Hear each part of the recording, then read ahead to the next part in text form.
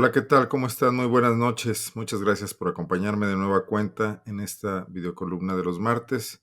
Antes que nada, una disculpa. La semana pasada estuvimos ausentes, diversas circunstancias, trabajo que se juntó, la pandemia que también de repente nos sobrecarga. Pero bueno, estamos aquí de regreso. Trataremos de no fallar. Incluso, bueno, pues se acercan días festivos con todo y la circunstancia complicada que vivimos. Habrá que seguir reflexionando sobre lo que pasa en Guanajuato. Sin más preámbulos, quisiera empezar ya con los temas que se nos acumularon en estas 2 semanas. Dos asuntos muy claros ponen en perspectiva la importancia de que Guanajuato cuente, bueno, con una política de atención al delito en todas sus facetas, a la actividad delictiva, a la actividad criminal, que sea más objetiva, que no dependa de sesgos ni personales ni políticos. Y también reclama la importancia, y esta es una coyuntura que se vive en estos días, de una política de derechos humanos más firme, de ser posible más agresiva en defensa de los ciudadanos, en defensa de los derechos humanos de la población y que frene ciertas actitudes de nuestras autoridades. Esos dos eventos a los que me quiero referir fueron muy cercanos en el tiempo. Uno de ellos, la muerte de una persona en Celaya, de un comerciante, Juan Carlos Aranda era su nombre, que fue detenido por un equipo de agentes ministeriales, agentes de investigación criminal de la Fiscalía General del Estado, con una técnica y una táctica tan deficiente que terminaron produciendo la pérdida de la vida de esta persona. Si fue directamente por por los excesos de los agentes, si fue derivado de ellos, si él tenía un padecimiento que se vio afectado por esto, es cosa que tendría que arrojar una investigación, son resultados que debería arrojar una investigación, incluso una investigación realizada por una instancia diferente a la propia Fiscalía del Estado. Fue detenido cuando llevaba a cabo sus actividades cotidianas acompañado de algunas mujeres de su familia, incluyendo una niña pequeña. Desde luego, la sorpresa que provocó el hecho de que llegaran agentes a detenerlo hizo que se produjera ahí una situación confusa que quedó grabada en videos y que evidencia varias cosas, pero no el tumulto al que se refirió la Fiscalía en sus boletines oficiales, la Fiscalía de Carlos Amarripa, como si hubiese habido una gran resistencia a la detención de esta persona. Él por sí solo no podía ofrecer mayor resistencia a 3 agentes que estaban tratando de dominarlo. Pero todos los protocolos parecieron superados en esta ocasión. Fue subido a una camioneta, no fue llevado al Ministerio Público, fue llevado a un hospital, fue entregado casi en calidad de desconocido, ya no llevaba signos vitales cuando ingresó al hospital, como lo reseña el ingreso de Juan Carlos a esta clínica en Celaya, también del sector salud. Llama la atención dos cosas. En primer lugar, que la fiscalía no esté preocupada por la conducta, por la actitud, por los resultados de sus funcionarios, que no se preocupe por dar la cara y por sancionar conductas irregulares, sino que su primera preocupación sea defender a como dé lugar a los funcionarios que forman parte de ella con un espíritu de cuerpo muy mal entendido que se antepone a la vigencia de la ley. Llama la atención también que un día después de que esto fuera denunciado en medios y provocara notas en medios locales, por supuesto, y nacionales, se produjera la filtración de la orden de aprehensión con la cual estaba siendo detenido Juan Carlos por el delito de violación. O sea, pretendiendo, aún después de muerto, desprestigiar a esta persona, hacerlo parecer responsable de un delito grave, un delito repudiado por la sociedad, que por supuesto no había sido probado ante ningún juez, ni había tenido la oportunidad de un proceso, no había ninguna presunción de inocencia en esta filtración, había un intento claro de dañar moralmente a alguien que ya había perdido la vida y no podía defenderse. Si Juan Carlos fue de alguna manera, había elementos para responsabilizarlo de un delito de esta gravedad, debía haber sido presentado ante un juez. Debe haber tenido todas las oportunidades que todos los ciudadanos debemos tener de defenderse, de esclarecer esta situación, o debía haber sido condenado bajo las leyes que nos rigen en un proceso claro y transparente. Pero que esto inicie con una detención que provoca la pérdida de la vida de una persona, habla de una institución que no está funcionando ni bajo los altos estándares que presumen todos los días, ni bajo otros aún más precarios. Habla de una crisis, porque además hemos invertido mucho como sociedad, el gobierno ha invertido mucho dinero en capacitar a estos agentes, en dotarlos de perspectiva de derechos humanos, de un bagaje técnico y científico para que realicen su trabajo, y esto no parece estar dando resultados. Y evidentemente tampoco hay una supervisión que empuje a que las cosas mejoren, sino que hay una complicidad desde los más altos niveles de la Fiscalía. Esa no es la forma de avanzar en el combate a la impunidad en Guanajuato. Pero hay otro hecho, un hecho que es la cara opuesta de este al que nos estamos refiriendo. La rapidez con la que la Procuraduría sale a la defensa de sus elementos y a desprestigiar a una persona que ya no puede defenderse, contrasta con la lentitud, con la lenidad, con la complicidad prácticamente con la que se actuó en este otro caso en León, que también fue denunciado la semana pasada, donde una familia, dos padres de familia, un matrimonio, denuncia a principios de año, en el mes de febrero, que su hijo en un colegio privado fue objeto de un asalto sexual por parte del director de ese colegio, de la más alta autoridad educativa de esa instancia, que es privada, donde se pagan colegiaturas, que tiene una filosofía católica, valores, y esto pues parece algo absolutamente grave si lo hay.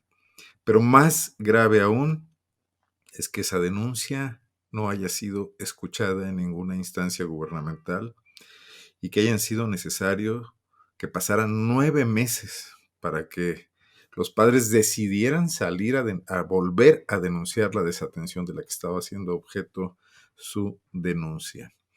Ni la Fiscalía General del Estado, de nueva cuenta, actuó en este caso, permitió que se escapara el presunto responsable, que además es un exfuncionario público, por lo menos en dos administraciones, la de Juan Manuel Oliva y la de Miguel Márquez Márquez. Pero además tampoco actuó la autoridad educativa. Hoy nos dice que sí, que lo hizo, que aplicó protocolos, que pidió que se separara a este directivo del trato directo con los alumnos, pero al parecer no presentó la propia Secretaría de Educación, como tampoco la propia escuela, la denuncia pertinente para que la Procuraduría actuara. Ahora nos pretextan la pandemia para no actuar en 9 meses. Bueno, la pandemia en Guanajuato empezó a declararse oficialmente a fines de marzo. Tuvieron todo un mes para hacer algo y no lo hicieron. Quizás algo tenga que ver el hecho de que este directivo, Roberto Grijalva Sánchez, sea miembro de una prominente familia de empresarios en León. Quizás tenga que ver el hecho de que la escuela se manejara como una franquicia del Opus Dei, esta institución española católica, que hoy por hoy además ha desconocido esta vinculación, esta afiliación de la Escuela Liceo de León a su organización. Entonces, ¿qué tipo de procuraduría tenemos? La que violenta derechos humanos hasta el grado de matar a un individuo que debería ser sometido a juicio y después de eso todavía intenta desprestigiarlo, no para lavarse la cara, eso pues, podría ser un pecado leve, sino para eludir la investigación de un acto criminal, de un asesinato. Así haya sido doloso, culposo, como quiera que sea, tendría que ser investigado. O la Procuraduría que decide no actuar para proteger a una persona que violentó a un menor que estaba bajo su cargo, que estaba a su cuidado y que pasó por alto, pues, no solamente normas y principios de derechos humanos, sino también una elemental ética en una institución que se maneja con valores de los más altos estándares, ¿no? Bueno, frente a eso estamos en Guanajuato. Y ante ello, ante una Procuraduría que parece no querer esforzarse en mejorar, sino solamente en lanzar campañas de propaganda que no se ven reflejadas en la realidad sobre su pretendida calidad. Frente a eso hemos tenido los últimos 4 años una muy débil, omisa, renunciante Procuraduría de los Derechos Humanos. Por obra y gracia también del exgobernador Miguel Márquez Márquez, que decidió elegir ahí a un personaje que no tenía ni los conocimientos, ni la voluntad, ni el carácter para enfrentar lo que apenas vislumbrábamos hace 4 años, pero que hoy es una realidad ominosa en Guanajuato y que es una crisis grave de derechos humanos. Una crisis que implica un altísimo nivel de homicidios, de violencia en la sociedad, desapariciones de personas, como un fenómeno que se ha venido acentuando en los últimos años hasta llevar a Guanajuato a parecer como un preocupante foco rojo nacional, y ahora la existencia, consecuentemente, de fosas clandestinas con cuerpos enterrados eh, subrepticiamente como consecuencia de la omisión de años anteriores de haberse olvidado, haber negado que existía ese delito en Guanajuato, la desaparición de personas, y que nunca se dieron las búsquedas en su momento de las personas en vida, y que tampoco nunca se persiguieron estos delitos como tendría que haber sido. Y hoy Guanajuato entra a este proceso de renovación de la Procuraduría de los Derechos Humanos, una instancia que fue creada como una válvula de escape para la sociedad en tiempos del régimen priista, pero que tendría mucho sentido fortalecer el día de hoy. Hay que decir que comparado con otras instituciones, la Procuraduría de los Derechos Humanos no es tan débil. Maneja un presupuesto importante, cerca de los 100 millones de pesos al año. Buena parte de ese dinero se gasta en burocracia y otra parte se gasta en costosas campañas de publicidad, como parece ser la constante de estos años de gobiernos panistas en Guanajuato, para tratar de ganar imagen y no tratar de realizar el trabajo que tiene encomendadas por ley este tipo de instituciones. Con ese dinero se podría plantear un sólido frente que busque la elevación de la cultura de los derechos humanos en Guanajuato, no como algo teórico, sino como algo urgente, como una cuestión para enfrentar la lacerante realidad que vivimos y que ya nos impacta en muchos niveles. Ya nos impacta también, por ejemplo, en el tan ponderado, tan presumido desarrollo económico de Guanajuato. No se puede ir, lo hemos dicho aquí otras veces, a estas dos velocidades, querer ser un estado industrial de alta gama, insertarse en la globalización económica con un perfil atractivo y por otro lado tener políticas cavernarias en materia de derechos humanos y de cuidado de la población, de seguridad pública, de persecución al delito. En estos días, el día de ayer, culminó el proceso de registro de los quienes aspiran a participar en la convocatoria emitida por el Congreso del Estado, que por primera vez será una elección donde no intervenga el Ejecutivo, del Ombudsperson o Procurador de los Derechos Humanos en Guanajuato. Tendría que ser un proceso ejemplar. El Poder Legislativo tendría que hacer valer su autonomía, su capacidad de decisión, su intención de impactar de manera profunda en la realidad de Guanajuato y no solo cumplir un trámite. Esta vez no recibió sugerencias del Poder Ejecutivo, esta vez ellos abrieron una convocatoria muy apresurada, con tiempos muy cortos. Eh, Decidieron emitirla hasta que tuvieron el comunicado de Raúl Montero de Alba, el procurador que está terminando su encargo, de que no quería continuar. Muchos pensamos que no fue una decisión voluntaria, que como suele ocurrir, desde Palacio de Gobierno se le indicó que ya no era grato para esta administración y que debería renunciar. Cómo se manejan las cosas en este nuevo régimen priista que es el PAN de Guanajuato, ¿no? Dependiente tanto del Poder Ejecutivo. Bueno, el Poder Legislativo ya cometió la primera falla, el primer error, apresurar los tiempos para resolver quién debe ser el Procurador de los Derechos Humanos de Guanajuato. Al parecer, y al corte de la información el día de ayer, había registradas una decena de personas, quizás alguno más que lo haya hecho de última hora. Es buen material para escoger, pero sobre todo sería buen material para debatir, para abrir una discusión seria sobre cuál es el perfil que amerita una entidad responsable de promover y de defender los derechos humanos en Guanajuato.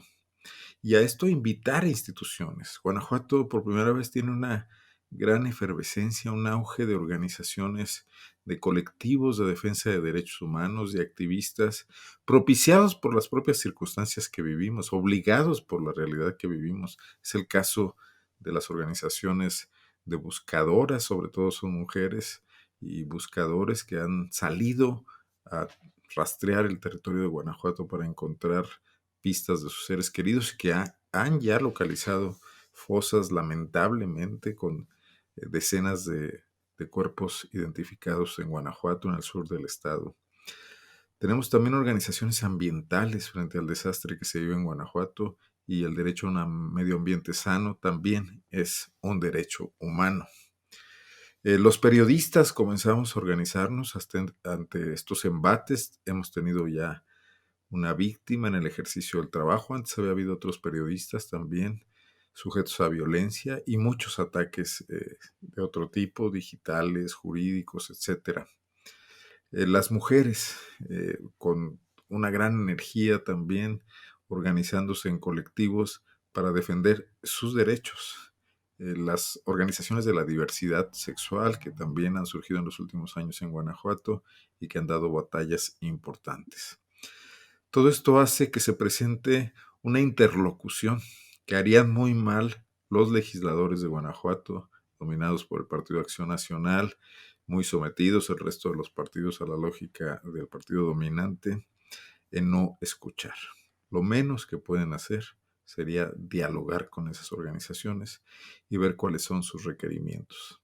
Salir con un nuevo ombudsperson con las características que han tenido los anteriores, inclinados a ocultar la urgencia de las necesidades que se tienen en la materia con malabarismos académicos, como gustaban de hacer algunos procuradores en el pasado, dedicarse a promover y a editar libros en lugar de ir a las calles de Guanajuato y a los campos de Guanajuato donde se están produciendo los abusos contra los derechos de las personas, sería un total fracaso y produciría una situación permanente de crítica, de confrontación, de exigencia y realmente un infierno para la persona que quede ahí si su intención, como era la de Raúl Montero de Alba, es ir a disfrutar el muy buen sueldo que tiene un procurador de derechos humanos y el presupuesto y los viáticos y las comidas en restaurantes que permiten este tipo de cargos.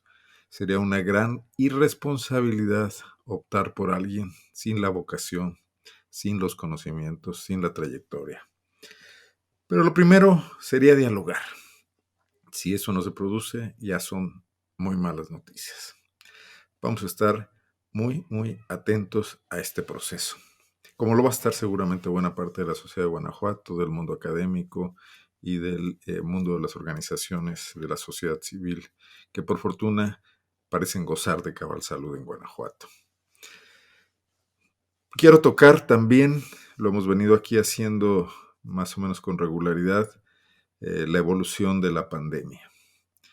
Cerramos la semana epidemiológica que terminó este domingo con un promedio superior a los 500 casos diarios en Guanajuato. Por lo menos traemos una catorcena con ese nivel de contagios cada día, lo cual ha redundado en alrededor de un pico de 8,000 casos en la última catorcena.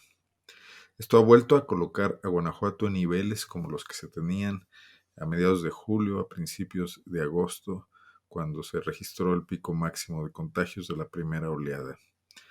Hay un gran relajamiento en la sociedad, realmente el semáforo en el cual las autoridades lo plantean y luego le hacen poca difusión y toman pocas medidas en base a él, no parece estar rigiendo las actividades cotidianas.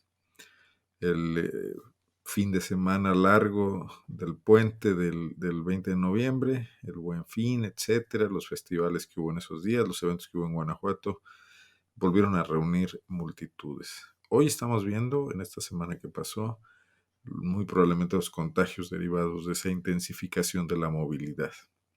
Pero además se aproxima diciembre con dos características: los frentes fríos inevitables en esta época del año y también las celebraciones propias del mes que con la actitud que vemos en las autoridades municipales y en la estatal, muy difícilmente serán inhibidas o controladas de alguna manera para evitar que proliferen. Nos encaminamos a una situación complicada. También se registra en indicadores como las camas de hospital que han elevado su ocupación y también los casos en los que se requieren respiradores. El gobierno tiene el temor de que un nuevo confinamiento estricto detenga la economía y que esto produzca otros efectos negativos también. Sin embargo, la solución no parece ser el relajamiento, el dejar hacer, el hacerse a un lado. Tendría que haber una adecuada combinación, flexible combinación de medidas estrictas en algún sentido, ciertas actividades no se pueden permitir, y también de otras que pudieran seguirse realizando para evitar el frenón económico. Pero necesitamos un gobierno más proactivo, más metido en el tema. Se ven muy pocos mensajes al respecto del gobernador Diego Sinue Rodríguez Vallejo, de los alcaldes, que están muy desaparecidos, sobre todo los de las principales ciudades, y todo el activismo se queda a los funcionarios de salud, que también parecen ya estar muy agotados sobre el tema.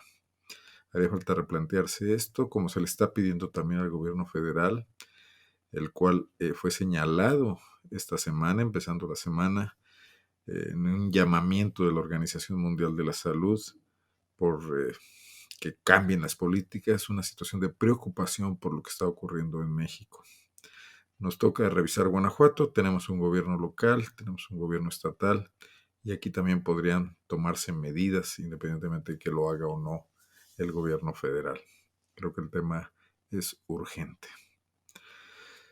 Quisiera dejar aquí las cosas, seguiremos hablando sobre estos y otros temas y reflexionando la próxima semana.